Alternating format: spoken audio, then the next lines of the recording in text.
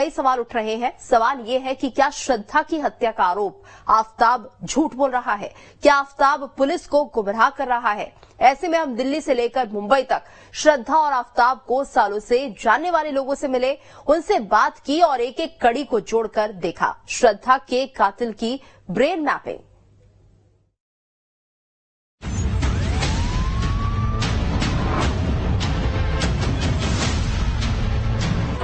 क्या पुलिस को गुमराह कर रहा था आफताब? तो इतना शातिर आदमी पुलिस को सच सच बताएगा कि मैंने बॉडी के पार्ट वहाँ फेंके, ये इम्पॉसिबल है। आफताब के बयानों में कितना सच कितना झूठ। जो ऐसी मूवीज स्पेशली कई बार देखते हैं, ये भी नहीं कि एक बार देखा, वो कई बार देखते हैं, रिपीट एंड रिपीट, वो जिससे कि वो एकदम अपने को कंप्लीट कर पाए। 6 महीने तक लाश के साथ रहने वाले आफताब के दिमाग में क्या चल रहा था? उनको कुछ सेडेटिव पिल्स की जरूरत हो रही है, थोड़ा सा साइकोलॉजिकल डिस्टर्बेंस चल रहा है फैमिली के अंदर। आफताब के सिर पर 3 साल से खून सवार था। मुझे डर है, इतने 3 से 4 बार मुझे मारा, मुझे गला दबाने की कोशिश किया।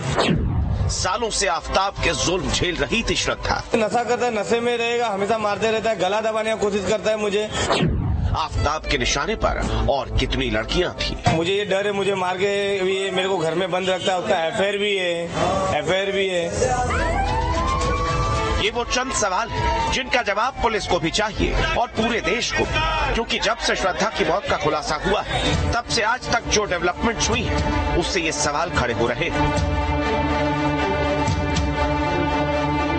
सवाल उठने लाजमी भी है, क्योंकि हर गुजरते दिन आफताब का एक नया बयान नया सस्पेंस खड़ा कर देता है। ऐसे में न्यूज नेशन की टीम ने दिल्ली से लेकर मुंबई तक इन्वेस्टिगेशन की, श्रद्धा वालकर के 2 डॉक्टरों से बात की, श्रद्धा के 2 दोस्तों से बातचीत की, दिल्ली के 2 डिटेक्टिव से इस केस का हर पहलू समझा और इन बयानों के जरिए ये समझने की कोशिश की कि आफताब के दिमाग में क्या चल रहा है। सबसे पहले आपको श्रद्धा के एक दोस्त का बयान सुनवाते हैं, जिससे ये साफ हो जाएगा कि आफताब श्रद्धा को सालों से प्रताड़ित कर रहा था, श्रद्धा को सालों से पीटता था। हम लोग बाहर मिले, उसको लगा पुलिस चौकी को लेके गया, पुलिस 2020 में पुलिस चौकी लेके गया। लेके जाने के बाद में उसको कंप्लेंट लिखवाया, एफआईआर करवाया इनसे, और एफआईआर कराने के बाद में तो हॉस्पिटल बोला जाने के लिए, हॉस्पिटल एक्चुअली नहीं गई, तो हम लोग घर पे लेके आए उसको। श्रद्धा के दोस्त का बयान और श्रद्धा की पुरानी तस्वीर बहुत कुछ साफ करती है। श्रद्धा को जानने वाले ये तक दावा करते हैं कि श्रद्धा को मौत का डर सालों से सता रहा था, लेकिन आफताब ने उसे अपने जाल में ऐसा फंसा रखा था कि वो उसके चंगुल से निकल नहीं पा रही। तो एक्चुअली उसको बोले मेरे को डर है, मुझे जान से मार देगा, वैसा बोलने लगे। एक्चुअली मुझे डर है, इतने 3 से 4 बार मुझे मारा, मुझे गला दबाने की कोशिश किया। तो नहीं, पैसे के लिए एक्चुअली नहीं बताया था, वो खाली बोलते नशा करता है, नशे में रहेगा, हमेशा मारते रहता है, गला दबाने की कोशिश करता है मुझे। श्रद्धा के दोस्तों का दावा काफी हद तक पुख्ता रखता है, क्योंकि आफताब ने नशे की बात खुद पुलिस के सामने कबूल की है। आफताब ने पुलिस इंटेरोगेशन में ये खुलासा किया है कि वो गांजा पीने का आदी है। साथ ही उसने ये भी कबूला कि श्रद्धा उसे गांजा पीने के लिए टोका भी करती थी। आफताब ने यह भी कबूला कि वो 18 मई को यानी कत्ल की रात गांजे के नशे में था। आफताब ने यह खुलासा किया है कि मुंबई से कुछ सामान दिल्ली लाने को लेकर दोनों के बीच झगड़ा हुआ। इसके बाद आफताब घर से बाहर निकला और गांजे की सिगरेट पीकर वापस आया। आफताब ने बताया कि घर वापस आने के बाद दोनों की लड़ाई हुई और उसने श्रद्धा का गला दबा दिया और इसी दौरान श्रद्धा की मौत हो गई। इसके बाद आफताब रात भर श्रद्धा की डेड बॉडी के पास बैठकर गांजा पीता रहा। इस खुलासे से साफ हो जाता है कि आफताब की मेंटालिटी क्या थी। वो किसी निर्मम हत्यारे की तरह बैठकर लाश को देखता रहा। आफताब की सनक को लेकर मुंबई के एक डॉक्टर ने भी बहुत बड़ा खुलासा किया है। डॉक्टर प्रणव काबरा का दावा है कि श्रद्धा ने साल 2021 में उनसे संपर्क किया था। लास्ट वीक ऑफ फरवरी की बात है, मुझे फोन आया था बाय सम सोशल वर्कर के, एक पेशेंट है को कंसल्ट करना है डॉक्टर से, कुछ इशू हो गया। तो I am a physician by profession, so I had receive the call from her स्टेटिंग के उनको कुछ सेडेटिव पिल्स की जरूरत हो रही है, थोड़ा सा साइकोलॉजिकल डिस्टर्बेंस चल रहा है फैमिली के अंदर। श्रद्धा ने दवाइयां सिर्फ खुद के लिए नहीं मांगी थी, बल्कि आफताब को लेकर भी डॉक्टर से कुछ ऐसा कहा था जिससे कहीं न कहीं ये साफ हो जाता है कि आफताब की ड्रग्स की लत नई नहीं है। बता रहे थे कि उनके जो पार्टनर है वो थोड़े एग्रेसिव है, थोड़ा से गुस्सैल है, उनके नेचर पे थोड़ा सा बदलाव आया है। बट अभी समझ में आ रहा है कि उनका नेचर ही आई थिंक कुछ अलग था। उनके जो मिस्टर आफ्ताब करके नाम बताया था तो उनका नेचर ही काफी अलग था। आई ऑल्सो थिंक कि कुछ he must be consuming some drugs as per talks, वो जो मेरे साथ में आया कि मुंबई के ही एक और डॉक्टर ने श्रद्धा को लेकर एक और खुलासा किया है। साल 2020 में श्रद्धा ओजोन मल्टी स्पेशलिटी अस्पताल में भर्ती हुई थी।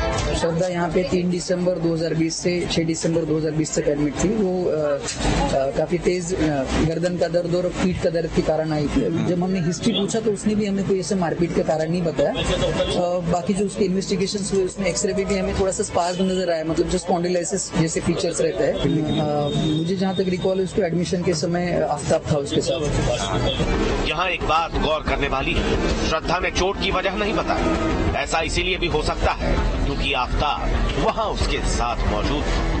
लेकिन जो तस्वीर लगातार हम न्यूज नेशन पर दिखा रहे हैं वो तस्वीर इस बात की गवाह है कि श्रद्धा के शरीर पर, उसके बॉडी पर कितने सारे चोट के निशान हैं और फिर भी उस तस्वीर में श्रद्धा मुस्कुराते हुए दिखाई दे रही है। तो कहीं ना कहीं आफ्ताब न सिर्फ लास्ट में बल्कि शुरुआत से ही उनके रिश्ते ठीक नहीं थे। आफ्ताब लगातार उसकी पिटाई करता। मुंबई से आए इन 3 बयानों से यह साफ हो जाता है कि आफ्ताब साल 2020 से श्रद्धा को मारता पीटता था। श्रद्धा ने आफ्ताब के गुस्से की वजह से डॉक्टर की मदद लेने की भी कोशिश की और श्रद्धा को लंबे वक्त से मौत का डर भी सता रहा था। दिल्ली आते ही श्रद्धा का ये डर हकीकत में तब्दील हो गया और सनकी आफ्ताब ने उसे मौत की नींद सुलाई। लेकिन वक्त के साथ आफ्ताब किस हद तक जल्लाद बन चुका था, यह खुलासा होने में 6 महीने का वक्त लग गया। आफ्ताब श्रद्धा की हत्या करने के बाद भी अपनी नॉर्मल लाइफ जी रहा था, दफ्तर आ जा रहा था। लेकिन पुलिस को शक है कि गुरुग्राम में ऑफिस आने जाने के बीच में ही आफ्ताब धीरे धीरे श्रद्धा के डेड बॉडी के हिस्सों को ठिकाने लगा रहा था। कि अब तक मर्डर में इस्तेमाल हुआ जो वेपन है वो अभी तक बरामद नहीं हुआ है। लाश के जो दूसरे टुकड़े हैं, धड़ और धड़ के ऊपर का हिस्सा, सिर, वो सभी चीजें अभी तक बरामद नहीं हुई है। ऐसे में तमाम कड़ियों को जोड़ने के लिए दिल्ली पुलिस की टीम जंगल के चप्पे चप्पे की छानबीन पिछले तकरीबन 1 घंटे से कर रही है। और यहाँ ये जो जंगल है इससे तकरीबन 1.5 से 2 किलोमीटर की दूरी पर श्रद्धा और आफ्ताब का वो घर मौजूद है जहां पर आफ्ताब ने श्रद्धा का मर्डर किया। सूत्रों के मुताबिक पूछताछ में भी आफ्ताब ने जंगलों में ही डेड बॉडी के हिस्सों को डंप करने की बात कबूली। लेकिन सवाल उठता है कि एक शातिर अपराधी का यह कबूलनामा कितना सच है और कितना झूठ।